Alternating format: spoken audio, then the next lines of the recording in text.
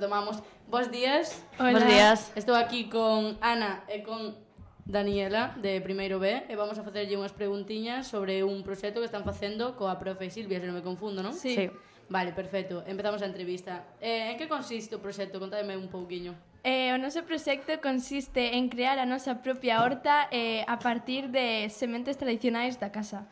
O sea, a profe pediunos un día que que fóramos a casa dos nosos avós ou dos nosos pais que plantaban dun ano para outro e lles pedíramos as sementes que van plantando un ano para outro para traelas ao instituto.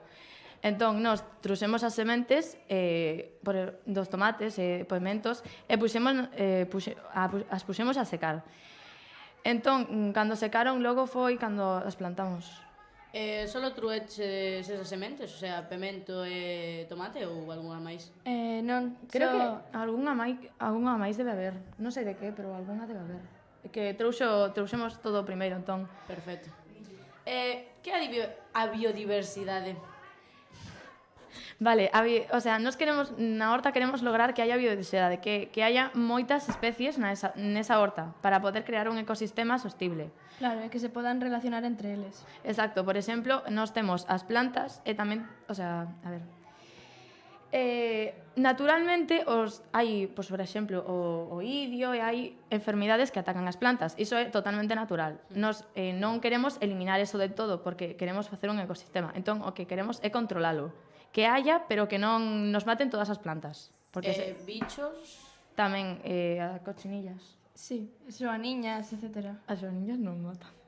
Ya, pero sí que hai. Tamén. Bueno, que son as plantas e que poden axudar ao tratamento delas? Vale, hai algunhas plantas que nos poden axudar, que se estemos na nosa horta poden axudarnos a lograr ese ecosistema que queremos. Por exemplo, as plantas fortificantes. As plantas insecticidas, insectífugas, etc. E fungicidas. As fortificantes son as que axudan e o resto eliminan fungos e insectos. A verdade é que está moi ben.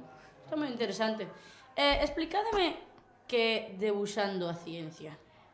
Foi un proxecto que fixemos para fomentar máis o proxecto principal, que era debuxar as plantas e os insectos que temos na nosa horta de modo científico, explicando as súas partes.